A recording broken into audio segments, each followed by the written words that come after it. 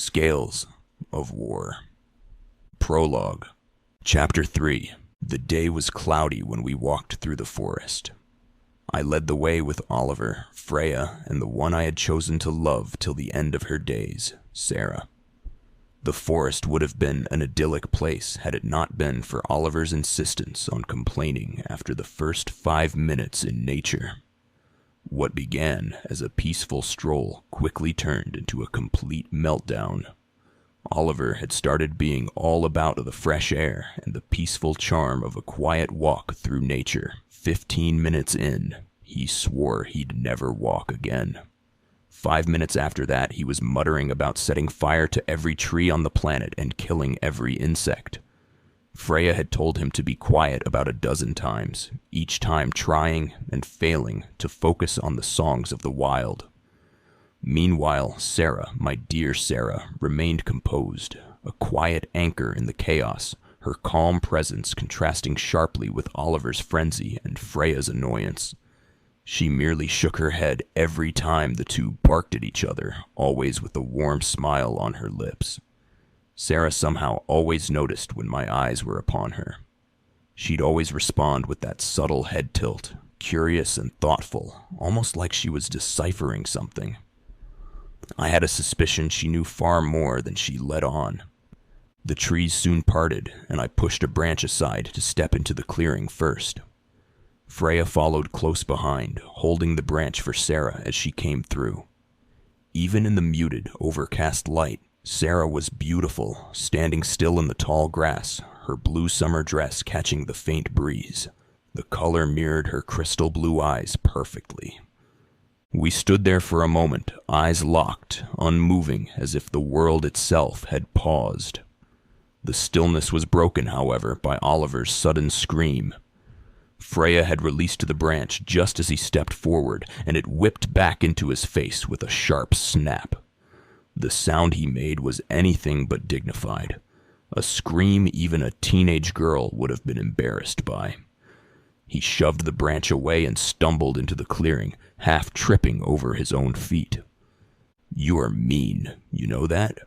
You are one mean lady," he said to Freya while trying to get the worst of the pine needles out of his own hair. "It shut you up. Funny how I almost thought we had a 14-year-old girl with us. I thought you joined the army. How can you complain this much on a walk through the forest?" "Well, first off, The argument was cut short by my cough. Oliver and Freya slowly turned their heads to Sarah and me. "Are you two done?" I asked them both, cocking a brow in challenge.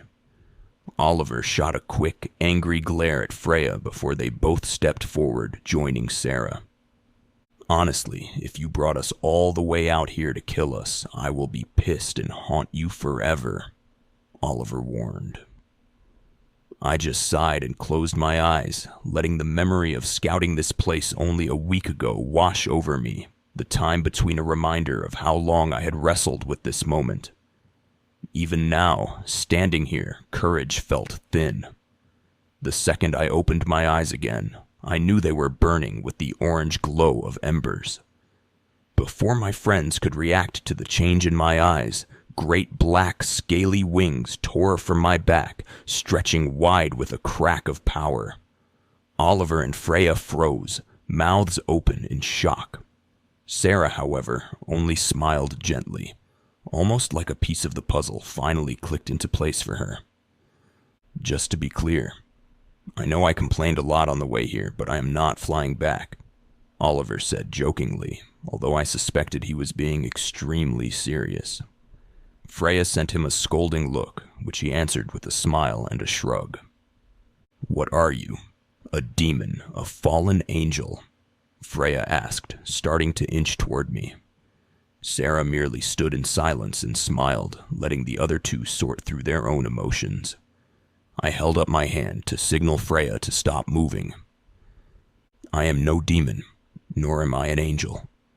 I am something far different and older. I have had many names through the years. Fafnir in Scandinavia, Apep in Egypt, Yamato no Orochi in Asia and in Greece." I sighed. Well, you get the point. Before they could ask any more questions, my true form ripped through my body. I now towered at 4 meters tall, my body covered in obsidian black scales that shimmered faintly under the muted light of the sun, cloaked behind thick clouds. A creature born of myth and legend, a great black dragon. Broad wings unfurled from my back, powerful enough to easily carry me across the skies. My tail, long and powerful, capable of breaking down stone and shattering any wall that was in my way. My claws, curved and cruel, were made for rending flesh into crimson ribbons. 2 massive horns protruded from my head, flanked by a line of smaller jabbed spikes that ran down my spine, morphing into thick, raised scutes that armored my back and tail in an unyielding shell of natural steel. My maw was filled with massive, black, deadly fangs. I was not merely a predator. I was destruction incarnate, a force of nature wrapped in leathery wings and obsidian armor.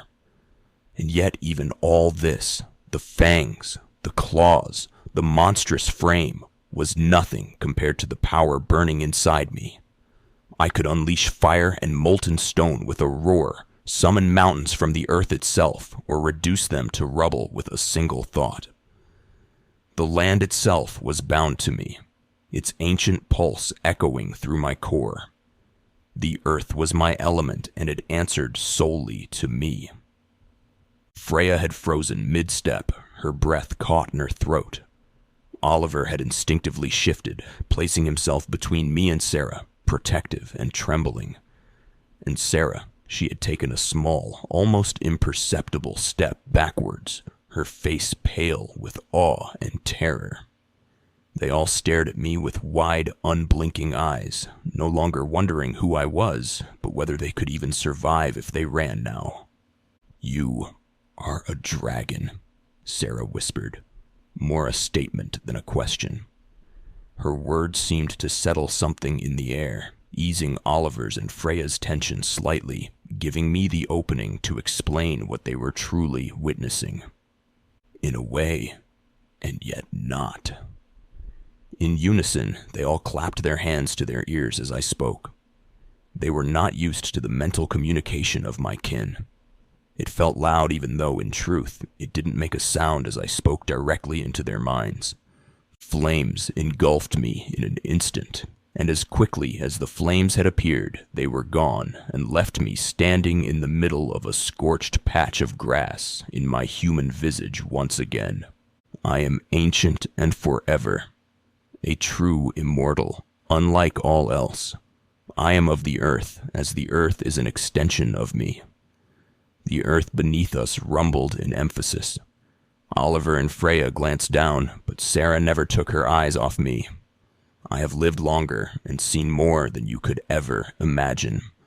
The 3 of you are the first humans to ever know the truth. In my long life, I have learned that to truly live, you must be with those you care about. You, Freya, I said and looked at her, is the spirit of the group, the one that keeps pushing us to go one step further. You will be the holder of my soul. Oliver, I said, looking at him. I could hear Sarah's heartbeat quickening, not in jealousy of what I had said to Freya, but in anticipation. You are the tactician, always trying to plan ahead. Probably the reason why you and Freya constantly come to blows. A small chuckle went through the trio. You will be my mind, and that only leaves one thing. I did not speak her name. I merely looked into Sarah's eyes. They were full of glistening, unshed tears as she waited breathlessly. The heart of the group. The one that keeps us united through thick and thin. You are the heart of us, and my heart is yours, if you want it. I said, and got down on one knee, holding out a silver ring adorned with a black diamond.